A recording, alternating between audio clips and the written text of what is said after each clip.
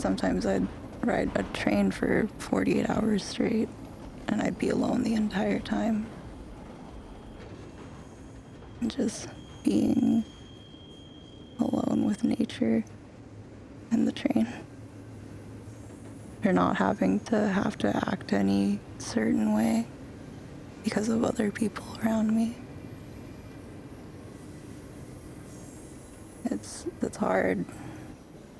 The weather can be bad, or you get sick, you run out of food, run out of money, it's raining, snowing, you're always outside, just being on this giant steel.